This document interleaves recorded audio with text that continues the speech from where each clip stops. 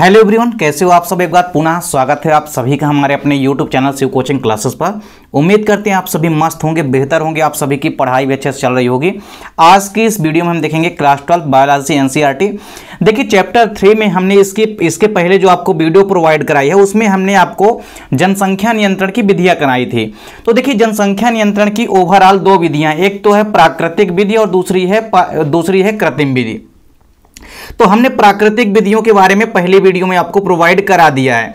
अब इसके बाद देखिए आज की जो इस वीडियो है इसमें जो जनसंख्या नियंत्रण की कृत्रिम विधियां हैं, जिनको कि हम वैज्ञानिक विधियां भी कह सकते हैं, उसके जितने भी यहाँ पे टाइप्स हैं वो हम आपको आज की इस वीडियो में यहाँ पे सारे के सारे पॉइंट कवर कराने वाले हैं क्रमशः। सबसे पहले आप समझिए कि कृत्रिम या वैज्ञानिक विधियों के अंतर्गत कई सारी विधियों को शामिल किया गया है, जिसमें सबसे पहले हम पढ़ेंगे मुखीय निरोधक गोलियां यानी ओरल कॉन्ट्रासेप्टिव पिल्स। कुछ ऐसी पिल्स या गोलियां होती है जो कि बेसिकली अंडोत्सर्ग यानी अंड निर्माण और साथ ही साथ गर्भाधारण को रोक देती है। इन गोलियों का प्रयोग करके भी गर्भाधारण को अर्थात जन्म नियंत्रण को कंट्रोल किया जा सकता है। ये हमने बताया, नॉर्मली तौर से आप इसको ऐसा कह सकते हैं।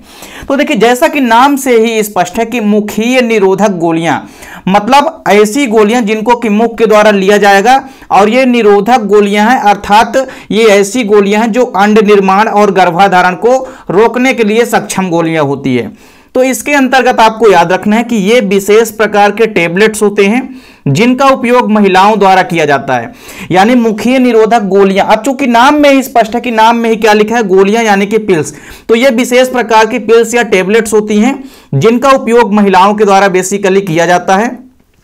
जन्म नियंत्रण की देखिए यह एक बहुत ही सरल विधि है, क्योंकि इनमें गोलियों में कुछ ऐसे हार्मोन्स पाए जाते हैं जो कि अंड निर्माण पर व साथ ही साथ गर्भाधारण पर रोक लगा देते हैं।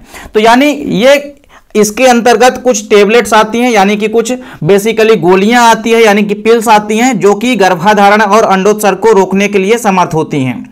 इसके एग्जाम्पल आप देख सकते हैं, जैसे ओवरऑल ज्यादातर से यदि प्रचलित गोलियों में यदि हम देखें तो एक है माला डी तथा माला एन, जो है ये आजकल प्रयोग की जाने वाली सबसे प्रमुख मुखीय निरोधक गोलियां हैं, जिसमें एस्ट्रोजन व प्रोजेस्टेरॉन हार्मोन्स का प्रयोग किया गया है। तो सबसे पहली जो कृत्रिम या वैज्ञानिक विधि का जो पहला प्रकार है वो है मुखीय निरोधक गोलियां यानी ओरल कॉन्ट्रासेप्टिव पिल्स। आपको समझ में आ गया होगा कि ओरल कॉन्ट्रासेप्टिव पिल्स यानी मुखीय निरोधक गोलियां क्या है। तो हमने आपको क्या कहा कि इस विधि में क्या होता है, इस विधि के अंतर्गत कुछ ऐसी गोलियां आती है यानी टेबलेट्स या पिल्स आती हैं जिनका यदि सेवन कोई भी स्त्री या फीमेल करती है तो उसके अंदर अंड निर्माण हुआ गर्भाधारण की प्रक्रिया जो है रुक जाती है, जिस कारण से जन्म नियंत्रण किया जा सकता है। तो इसके अंतर्गत आपको याद रखना है कि इस विधि के अंतर्गत मुंह से ली जाने वाली कुछ टेबलेट्स या गोलियां आती हैं जो कि निरोधक का काम करती है, अर्थात गर्भ निरोधक का, गर्भाधारण को रोकने का कार्य करती हैं। माला डी तथा माला एन याद रखना है आजकल प्रयोग की जाने वाली सबसे प्रमुख मुखीय निरोधक गोलियां होती है, और इन गोलियों में आपको याद रखना है कि एस्ट्रोजन व प्रोजेस्टेरॉन हार्मोन्स का प्रयोग किया जाता है।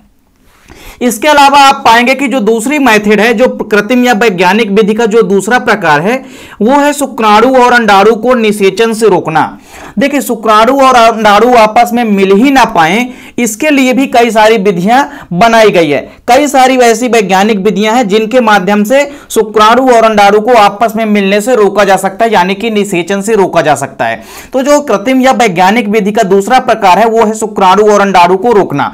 तो अब शुक्राणु व अंडाणु आपस में मिले ही ना, तो इसके अंतर्गत अब कई सारी विधियां हैं। और देखिए ये टॉपिक आपके लिए इसलिए भी इंपॉर्टेंट है क्योंकि यहां से कई सारे क्वेश्चन आपको एग्जाम में देखने को मिलेंगे। ये काफी इंपॉर्टेंट टॉपिक है क्योंकि यहां से ट्यूबेक्टोमी, वैसेक्टोमी, आईयूसीडी, ये ऐसे क्वेश्चन है कि अक्सर ये आपके एग्जाम में देखने को मिलेंगे। तो इसलिए यहां पे आपको पूरे के पूरे टॉपिक को अच्छे से कवर करना है। देखिए शुक्राणु और अंडाणु आपस में ना मिल पाए, इसके लिए जो पहली मेथड या पहली तकनीक या पहली विधि है वो है ट्यूबेक्टोमी। तो ट्यूबेक्टोमी की यदि हम बात करते हैं तो बेसिकली देखिए इसे हम महिला नसबंदी भी कहते हैं। क्या कहते हैं इसे हम महिला नसबंदी भी कहते हैं। और यह जनसंख्या नियंत्रण की एक तकनीक होती है जो कि स्त्रियों के द्वारा अपनाई जाती है। यानी ये जो ट्यूबेक्टोमी तकनीक होती है इसका प्रयोग किसके द्वारा अपनाया जाता है, तो यह प्रयोग जो है स्त्रियों के द्वारा किया जाता है। तो देखिए शुक्राणु और अंडाणु को निषेचन से रोकना यानी ट्यूबेक्टोमी के माध्यम से देखिए यहां पे किया क्या जाएगा कि जो महिला की अंडवाहिनी नलिका होती है जिसको कि हम कहते हैं फैलोपियन ट्यूब, तो उस फैलोपियन ट्यूब यानी कि अंडवाहिनी नलिका को क्या कर दिया जाता है, काट करके बांध दिया जाता है। क्या कर दिया जाता है, काट करके बांध दिया जाता है। तो अब आप ये बताइए कि जब हम फैलोपियन ट्यूब को ही काट करके बांध देंगे यानी अंडवाहिनी नलिका को ही काट करके बांध देंगे तो आपस में शुक्राणु और अंडाणु किसी भी प्रकार से मिल ही नहीं पाएंगे, अर्थात निषेचन ही नहीं हो पाएगा। तो अर्थात जब निषेचन नहीं होगा तो किस प्रकार से नए शिशु का निर्माण होगा, अर्थात नए शिशु का निर्माण ही नहीं हो पाएगा। जब निषेचन होता है तभी तो जाइगोट बनता है, जाइगोट से फिर भ्रूण बनता है और फिर भ्रूण से नए शिशु का निर्माण होता है।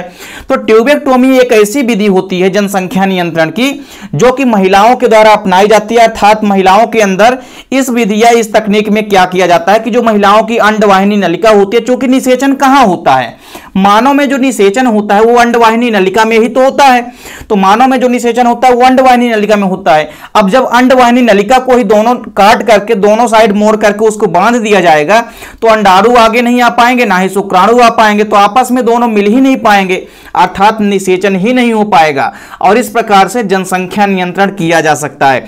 तो ट्यूबेक्टोमी आपको याद रखना है कि यह महिला नसबंदी होती है, यह जनसंख्या नियंत्रण की एक कारगर तकनीक है जो कि स्त्रियों के द्वारा अपनाई जाती है। और ये आपको याद रखना है कि इस विधि में स्त्रियों की अंडवाहिनी नलिका यानी कि फैलोपियन ट्यूब को काट करके बांध दिया जाता है, जिस कारण से निषेचन नहीं हो पाता है। यह क्रिया क्या कहलाती है, ट्यूबेक्टोमी कहलाती है। क्या कहलाती है यह प्रक्रिया, ट्यूबेक्टोमी कहलाती है। अब आप पाएंगे कि इसके बाद जो दूसरी इंपॉर्टेंट विधि या तकनीक है वो है वैसेक्टोमी।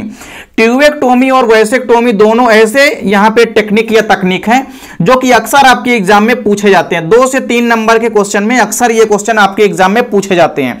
तो सबसे जो इंपॉर्टेंट टॉपिक है वो है ट्यूबेक्टोमी और वैसेक्टोमी। तो अब चलिए चलते हैं वैसेक्टोमी में, जिसको कि हम कहते हैं पुरुष नसबंदी। जैसा कि आपने ट्यूबेक्टोमी में देखा कि वह जनसंख्या नियंत्रण की या परिवार नियोजन की एक तकनीक होती है, सेम उसी प्रकार वैसेक्टोमी भी परिवार नियोजन अथवा जनसंख्या नियंत्रण के लिए ही अपनाई जाने वाली एक विधि होती है। और यह विधि बेसिकली किसमें अपनाई जाती है, यह विधि पुरुषों में अपनाई जाती है। किसमें अपनाई जाती है, यह विधि बेसिकली पुरुषों के अंदर अपनाई जाती है। इस विधि में देखिए क्या किया जाता है कि पुरुषों की जो शुक्र नलिका होती है या शुक्राणु नलिका होती है, जिसको कि हम कहते हैं वास डिफरेंस, अर्थात शुक्राणुओं को ले जाने वाली जो वाहिका या नलिका होती है उसे हम कहते हैं वास डिफरेंस। उस वास डिफरेंस को ही काट करके दोनों साइड से बांध दिया जाता है। अब जब आप बताइए कि शुक्राणु नलिका को ही यानी कि वास डिफरेंस को ही काट करके यदि बांध देंगे तो शुक्राणु आगे कैसे जा पाएंगे, तो अर्थात इस स्खलन के समय शुक्राणु बाहर निकलेंगे ही नहीं।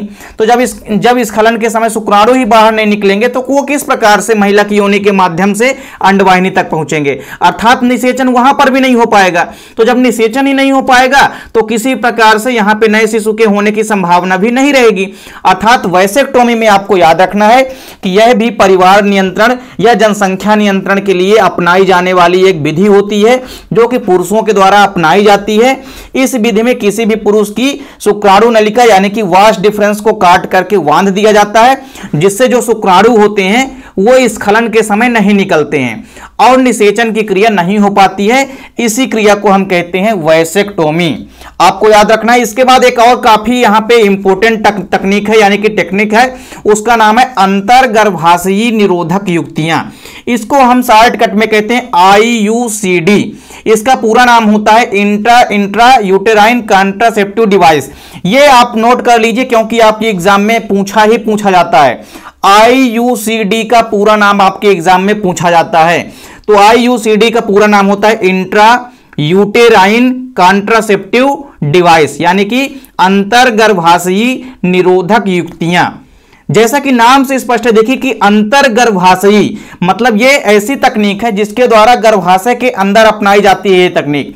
तो बेसिकली इस तकनीक में देखिए होता क्या है, यह तकनीक बेसिकली यह प्लास्टिक, कॉपर या स्टेनलेस स्टील की बनी कोई भी वस्तु होती है और इस वस्तु को गर्भाशय में स्थापित कर दिया जाता है। कहां स्थापित कर दिया जाता है, इसको गर्भाशय में स्थापित कर दिया जाता है। तो यह जो वस्तु बनी होती है प्लास्टिक, कॉपर या स्टेनलेस स्टील की, इसको यदि हम कहां स्थापित कर देते हैं, गर्भाशय में स्थापित कर देते हैं, तो यह क्या करती है, शुक्राणुओं को गर्भाशयी नलिका में प्रवेश करने से रोकती है। तो गर्भाशय की नलिका में प्रवेश करने से शुक्राणुओं को रोक देती है। चाहे कोई भी वस्तु, प्लास्टिक की वस्तु भी हो सकती है, ये कॉपर की हो सकती है, या स्टेनलेस स्टील की बनी वस्तु हो सकती है, और इसका काम होता है गर्भाशय में स्थापित कर देना इसको। तो इसको यदि गर्भाशय में स्थापित कर देंगे तो होगा इससे क्या कि जो ये वस्तु है ये क्या करती है, शुक्राणुओं को अंदर आने से रोक देती है, अर्थात गर्भाशय की जो नलिका है उसमें प्रवेश करने से शुक्राणुओं को रोक देती है। तो अंतर गर्भाशयी निरोधक युक्तियां जो होती है, इसमें आपको याद रखना है कि यह शुक्राणु को गर्भाशयी नलिका में प्रवेश करने से रोकती है, जिससे निषेचन नहीं हो पाता है। अब ये बताइए कि जब शुक्राणुओं को अंदर जाने ही नहीं देगी ये कॉपर स्टेनलेस स्टील की बनी वस्तु जो होती है, तो निषेचन होगा कैसे? अब जब निषेचन ही नहीं होगा तो किसी भी प्रकार से जाइगोट का निर्माण नहीं हो पाएगा और किसी भी प्रकार से नए शिशु का निर्माण भी नहीं होगा, अर्थात इस प्रक्रिया में भी निषेचन नहीं हो पाता है, अर्थात शुक्राणु व अंडाणु आपस में नहीं मिल पाते हैं। तो हमने क्या कहा आपको कि जो दूसरी मेथड है कृत्रिम या वैज्ञानिक विधि में, वो है अंडाणु व शुक्राणु को आपस में मिलने से रोकना। तो इसके लिए कई सारी विधियां अपनाई जाती है, जैसे आपने देखा ट्यूबेक्टोमी के बाद आपने देखा वैसेक्टोमी। उसी प्रकार आपको याद रखना है कि IUCD यानी इंट्रा यूटेराइन कॉन्ट्रासेप्टिव डिवाइस, इसमें आपको याद रखना है कि एक कोई भी कॉपर की, स्टेनलेस स्टील की या कि प्लास्टिक की बनी कोई भी एक वस्तु होती है, और इस वस्तु को कहां स्थापित कर देते हैं, गर्भाशय के अंदर स्थापित कर देते हैं। कहां स्थापित कर देते हैं इसको? गर्भाशय के अंदर स्थापित कर देते हैं। तो गर्भाशय में जब हम इस स्टेनलेस स्टील की बनी वस्तु को या कॉपर की बनी वस्तु को हम स्थापित कर देंगे तो यह शुक्राणुओं को गर्भाशय के अंदर जाने से रोक देगी। अब जब गर्भाशय नलिका के अंदर जाने से रोक देगी शुक्राणुओं को, तो शुक्राणु आगे नहीं जा पाएंगे और अंडाणु से नहीं मिल पाएंगे, और इस प्रकार से निषेचन की प्रक्रिया नहीं हो पाएगी। तो आपको याद रखना है कि यह शुक्राणु को गर्भाशयी नलिका में प्रवेश करने से रोक देती है, जिससे कि निषेचन नहीं हो पाता है। तो कोई भी कॉपर की बनी वस्तु या स्टेनलेस स्टील की एक बनी वस्तु होती है जिसको हम क्या करते हैं, गर्भाशय में स्थापित कर देते हैं, तो यह गर्भाशय नलिका में शुक्राणुओं को प्रवेश करने से रोक देती है, जिससे कि निषेचन नहीं हो पाता है। देखिए कॉपर युक्त ये जो बेसिकली अंतः गर्भाशयी युक्तियां होती है, ये प्राथमिक रूप से शुक्राणुओं की गतिशीलता को भी बाधित कर देती हैं, अर्थात शुक्राणुओं की जो मोटिलिटी होती है, जो गतिशीलता होती है, उसको भी ये रोक देते हैं और शुक्राणुओं को क्षतिग्रस्त करती हैं। यानी ये जो कॉपर या स्टेनलेस स्टील की ये जो बनी वस्तुएं हैं, ये क्या करती हैं, शुक्राणुओं को क्षतिग्रस्त करने का कार्य करती है। क्या करती हैं? शुक्राणुओं को क्षतिग्रस्त करने का कार्य करती हैं, और इस प्रकार ये गर्भाशय में शुक्राणुनाशी का कार्य करते हैं। क्या करते हैं? ये गर्भाशय के अंदर शुक्राणुनाशी का काम करते हैं, अर्थात शुक्राणुओं को नष्ट करने का कार्य करते हैं। तो अंतर गर्भाशयी निरोधक युक्तियां आपको याद रखना है। IUCD क्या होता है? तो IUCD यानी कि इंट्रा यूटेराइन कॉन्ट्रासेप्टिव डिवाइस, यह एक प्लास्टिक की या कॉपर की या एक स्टेनलेस स्टील की बनी कोई भी वस्तु होती है जिसको कि गर्भाशय के अंदर स्थापित कर दिया जाता है, और यह शुक्राणुओं को क्या करती है कि गर्भाशय की जो नलिका होती है उसमें जाने से रोक देती है, जिस कारण से निषेचन नहीं हो पाता है। और इस प्रकार से आपको याद रखना है कि यह जो अंतर्गर्भाशयी निरोधक युक्तियां होती है, इसके माध्यम से भी शुक्राणु और अंडाणु आपस में नहीं मिल पाते हैं। इसके बाद देखिए जो अगली मेथड या अगली तकनीक है वो है कंडोम। यानी कंडोम का प्रयोग करके भी आपस में शुक्राणु और अंडाणु को आपस में मिलने से रोका जा सकता है। तो कंडोम की यदि बात आती है तो बेसिकली इसको हम कंडोम को निरोध या स्पर्मनाशक क्रीम भी कहते हैं। तो इसके द्वारा भी क्या किया जाता है कि शुक्राणु और अंडाणु को मिलने से रोका जाता है। देखिए संभोग या सहवास या मैथुन की क्रिया के दौरान यदि मेल कंडोम का प्रयोग करता है तो शुक्राणु और अंडाणुओं के आपस में मिलने के चांसेस खत्म हो जाते हैं, क्योंकि जो संभोग के बाद जो स्खलन के दौरान जो भी शुक्राणु निकलेंगे वो तो किसके अंदर रहेंगे, कंडोम के अंदर रहेंगे। तो ये किसी प्रकार से अंडाणु से नहीं मिल पाएंगे। तो जब अंडाणु से नहीं मिल पाएंगे तो निषेचन की प्रक्रिया नहीं होगी। तो इस प्रकार से आपको याद रखना है कि कंडोम या निरोध के माध्यम से भी शुक्राणुओं और अंडाणुओं को आपस में मिलने से रोका जा सकता है। देखिए यदि हम कंडोम्स की बात करते हैं तो इसका प्रयोग पहले केवल पुरुषों के लिए किया जाता था, लेकिन आजकल आपको याद रखना है कि महिलाओं के लिए भी कंडोम्स का आविष्कार किया जा चुका है। तो यह भी आपको रखना है, कई प्रकार के मार्केट में महिलाओं के लिए भी कंडोम्स जो है उपलब्ध हो चुके हैं। तो इसके अलावा भी आपको यहां पे एक दो मेथड और बचे हैं जिनको भी आपको ध्यान देना है। तो देखिए, शुक्राणु और अंडाणु को आपस में मिलने से रोकने के लिए कई सारी तकनीक या विधियां हैं। पहली है ट्यूबेक्टोमी, दूसरी है वैसेक्टोमी और तीसरी है अंतःगर्भाशयी युक्तियां यानी कि IUCD। देखिए, ये तीनों ही विधियां काफी इंपॉर्टेंट है क्योंकि यहां से क्वेश्चन डेफिनेट रूप से आपके एग्जाम में पूछे जाएंगे। इसके बाद देखिए, जो अगली तकनीक है वो है डायफ्राम। डायफ्राम की यदि हम बात करते हैं तो जैसे आपने उसमें देखा कि प्लास्टिक की बनी होती है कोई भी वस्तु, या कॉपर की बनी होती है, या स्टेनलेस स्टील की बनी होती है, जो IUCD तकनीक होती है उसमें आपने क्या देखा है कि उसमें जो वस्तु होती है वो प्लास्टिक की बनी होती है, कॉपर की बनी होती है, या कि स्टेनलेस स्टील की बनी होती है। डायफ्राम का मतलब क्या होता है कि इसमें रबर का बना एक नलिकाकार आवरण होता है, यानी एक नालिकाकार आवरण पाया जाता है। किसका बना हुआ? रबर का बना हुआ। तो रबर का एक नलिकाकार आवरण होता है जिसके किनारों पर क्या होता है कि लचीली धातु या स्प्रिंग लगी होती है। क्या लगी होती है? जिनके किनारों पर लचीली धातु लगी होती है या कि स्प्रिंग लगी होती है। तो जिस कारण से ये क्या करते हैं, बेसिकली इनको यदि हम योनि के अंदर फिट कर देते हैं, इस रबर युक्त तकनीक को हम कहां फिट कर देते हैं? किसी भी मादा के वजाइना यानी कि योनि के अंदर यदि हम फिट कर देते हैं तो यह भी निषेचन को रोकने का काम करती है। तो डायफ्राम का मतलब होता है कि इसमें रबर का बना एक नलिकाकार कोई भी पात्र होता है, रबर का बना एक नलिकाकार कोई भी आवरण होता है, इसको आप पात्र नहीं कहेंगे। तो रबर का बना हुआ एक यहां पे वस्तु होता है या आवरण होता है जिसके किनारों पर किसी भी लचीली धातु की या स्प्रिंग लगी होती है। तो देखिए, एक नलिकाकार संरचना होती है। फॉर एग्जांपल, जैसे यहां पे हम क्या करते हैं, एक ऐसी संरचना बना लेते हैं। तो यहां पे किनारे साइड में कोई भी धातु की बनी पतली वस्तु होगी और इसके नीचे साइड आपको दिखेगा कि इस प्रकार से नलिकाकार जो है रबर का बना एक वस्तु होगा। अब इसको यदि हम क्या करते हैं, इसको यदि हम योनि या वजाइना में फिट कर देते हैं तो ये क्या करता है कि शुक्राणु और अंडाणु को आपस में मिलने से रोक देता है, अर्थात योनि या वजाइना के माध्यम से शुक्राणुओं को अंदर नहीं जाने देता है। तो डायफ्राम भी आपको समझ में आ गया होगा कि इसमें एक रबर की बनी नलिकाकार आवरण या वस्तु होती है जिसके किनारों पर कुछ लचीली धातु या स्प्रिंग लगी होती है, और इसे यदि हम मादा की योनि या वजाइना में फिट कर देते हैं तो यह निषेचन की क्रिया को रोकने का काम करती है। तो डायफ्राम भी आपको याद रखना है। इसके बाद आखिरी में आपको याद रखना है चिकित्सीय गर्भ समापन। इसको शॉर्टकट में हम कहते हैं MTP। MTP का सबसे पहले तो आपके पेपर के एग्जाम में इसका फुल फॉर्म पूछा जाता है। तो MTP का पूरा नाम होता है मेडिकल टर्मिनेंस ऑफ प्रेगनेंसी। क्या होता है? Medical termination of pregnancy. तो चिकित्सीय गर्भ समापन आपको याद रखना है। चिकित्सीय गर्भ समापन, जैसा कि नाम से ही स्पष्ट है कि चिकित्सा के माध्यम से यदि गर्भ को समाप्त किया जाए या बाहर निकाला जाए तो उसे हम कहेंगे चिकित्सीय गर्भ समापन। देखिए, बेसिकली वैधानिक रूप से एबॉर्शन या गर्भपात कराकर भी जनसंख्या को नियंत्रित किया जा सकता है। अब चूंकि हम जनसंख्या नियंत्रण की ही तकनीकें पढ़ रहे हैं तो यदि एबॉर्शन या गर्भपात कराया जाता है तो इससे भी जनसंख्या को नियंत्रित किया जा सकता है। पर एक चीज यहां पे आपको और ध्यान देनी है कि यदि बार बार गर्भपात कराया जाता है, यानी कि यदि बार बार एबॉर्शन कराया जाता है तो इससे स्वास्थ्य में हानिकारक प्रभाव पड़ता है। तो इसमें आपको याद रखना है कि यदि कोई भी फीमेल या लेडी बार बार गर्भपात कराती है तो उसके स्वास्थ्य के लिए भी यह प्रक्रिया हानिकारक होती है। तो आपको याद रखना है कि चिकित्सीय गर्भ समापन जो होती है यह एबॉर्शन या गर्भपात होता है बेसिकली, जिसमें चिकित्सा के माध्यम से एबॉर्शन किया जाता है, अर्थात गर्भ को समाप्त किया जाता है। अब इसमें आपको याद रखना है कि यह प्रक्रिया बेसिकली जन्म नियंत्रण के तरीकों को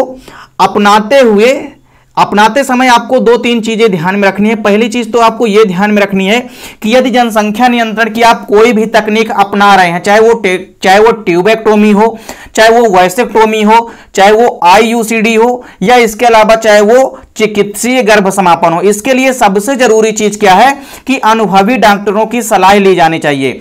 यह काम बिना अनुभवी डॉक्टरों की सलाह के नहीं किया जाना चाहिए।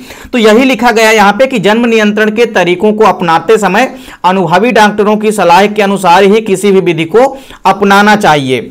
देखिए, यदि हम बात करते हैं इस चिकित्सीय गर्भ समापन मेथड की तो इसके लिए सरकार ने एक सुविधा सुविधा भी उपलब्ध कराई है।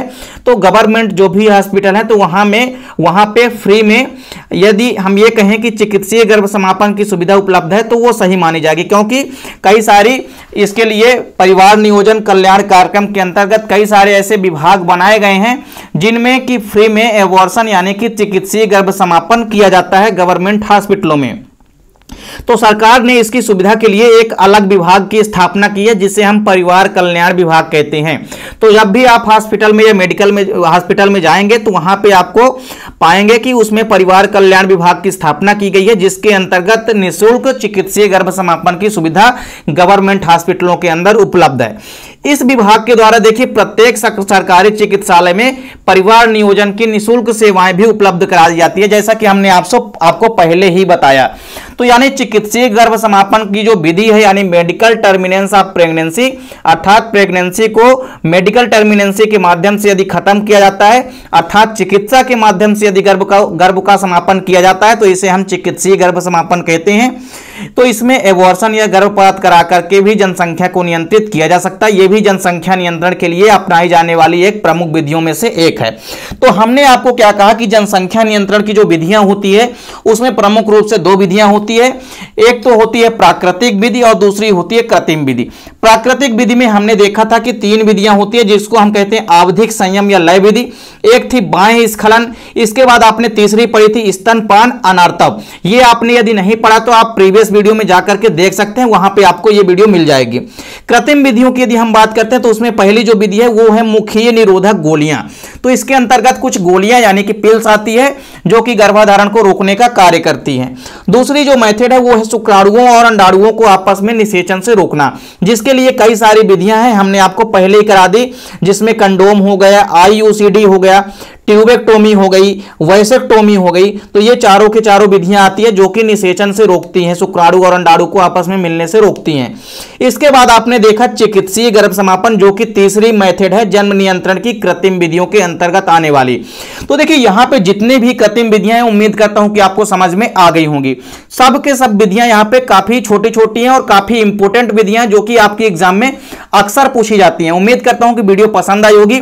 वीडियो अच्छी लगे तो लाइक और कमेंट जरूर कीजिए, साथ ही साथ दोस्तों के बीच ज्यादा से ज्यादा वीडियो को शेयर कीजिए। चैनल पे यदि नए हैं तो चैनल को सब्सक्राइब अवश्य कर लें। और यदि आप किसी भी विषय का हैंड रिटन नोट्स लेना चाहते हैं तो कांटेक्ट कर सकते हैं 9685299149 पर। आपको वहां पे बाकायदे से विधिवत हैंड रिटन नोट्स प्रोवाइड कराई जाएगी, जिसकी सेवा केवल 100 रुपए मात्र फीस है। तो यह उम्मीद करता हूं कि वीडियो पसंद आई होगी। मिलते हैं नेक्स्ट वीडियो में, तब तक के लिए जय हिंद, वंदे मातरम।